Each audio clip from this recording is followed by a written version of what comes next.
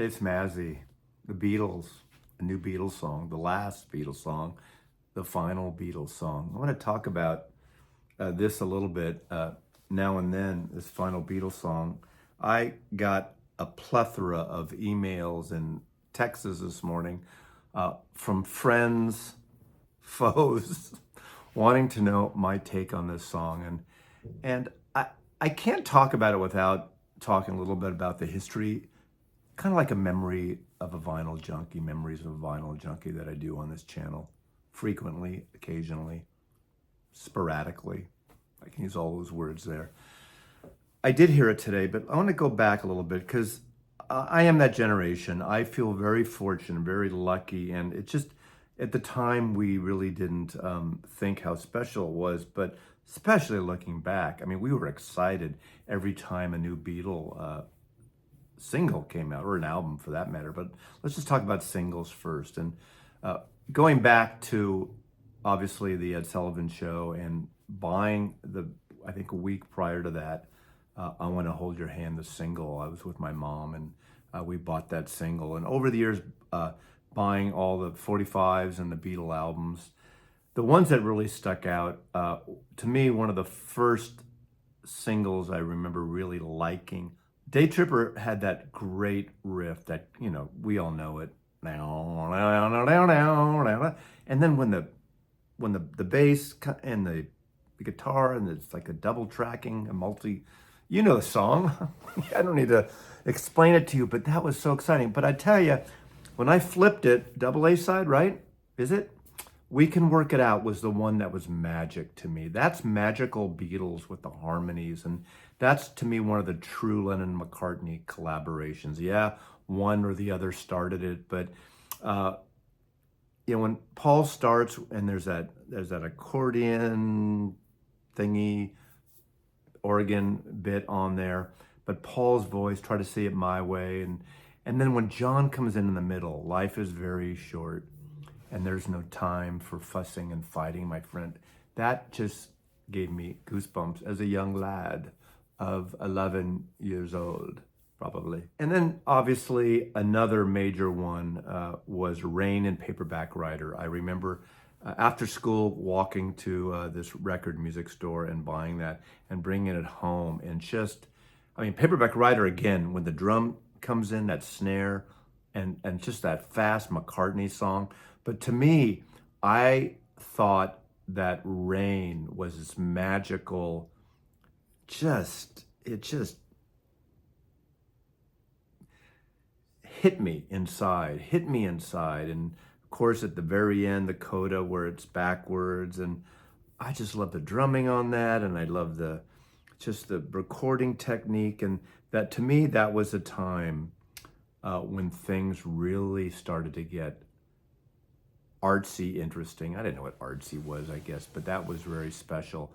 And of course, probably the greatest double A-sided single at all, early 1967, after a huge hiatus of the Beatles of 6 months?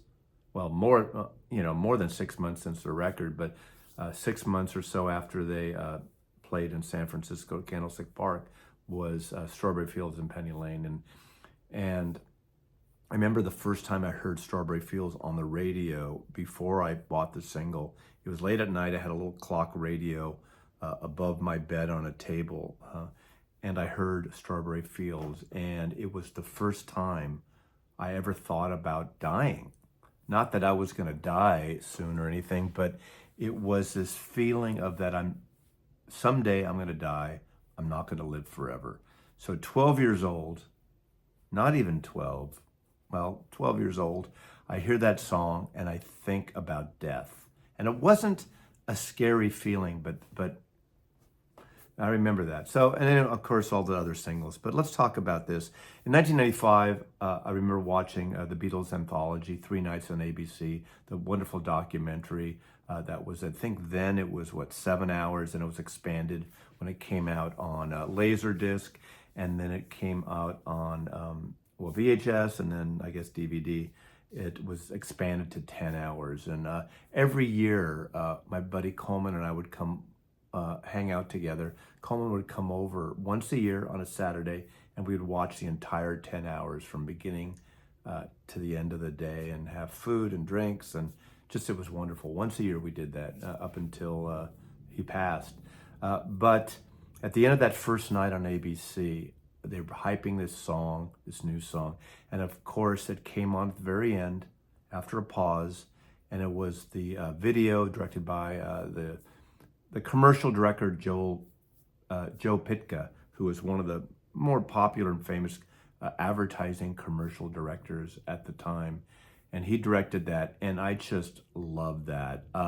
Now, of course, it's a hybrid, a Frankenstein of a Lennon thing, and Lennon's kind of mutated voice, and that, to me, the voice worked on that record because he would do these effects with his voices anyway, going back to Strawberry Fields and I'm the Walrus and things, and he would, alter his voice. Tomorrow Never Knows, and I just thought that was pretty nice. Real Love, I liked, not as much, very poppy, but fun. I like those.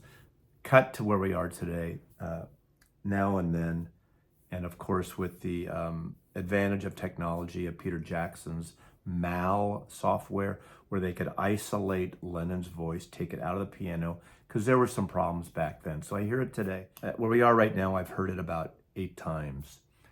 And here are my initial reactions. I enjoyed it. I did not get goosebumps. I was a little disappointed. I think I had higher expectations because I thought it was beautiful, it was lush, it was uplifting, and I've heard the demo, which is dark and moody, and I expected it to be a little darker. And I don't mean that in a bad way. I love these sort of dirge-like songs, but I did like it. I liked the lushness of it. I was surprised they took out that middle part, they changed it up. I thought at 4 minutes and 8 seconds, for what they did with it, it might be 30 to 45 seconds too long. I wish there was more deeper cellos mixed in there, like in Walrus and Strawberry Fields. I love those sort of dark, thick cellos. And although the orchestration was really beautiful, I wanted that. There's a sheen to it. It's a modern recording of the drums. And the whole thing has a modern feel. Now, then again, we're in 2023. Of course it's going to be modern. This isn't XTC doing the Dukes or the Stratosphere, where they're trying to emulate what garage rock was or what the Beatles sounded like in 1969. So it's going to be different. There is a lushness to it. I like Paul McCartney's slide guitar, where he emulates in a way, and he patterns the style of George Harrison. Some are saying, well, George Harrison really didn't do slide guitar with the Beatles together. Of course they didn't. He didn't. They didn't. He didn't. None of them did in that respect, except for there's a little slide on some of their stuff back then. But I see the point there, but this is not a 1969 recording. This is a 1978 plus 1995 plus 2022, 23. I thought the slide guitar should have been mixed up more. Now, I'm not a mixer. I'm not a producer.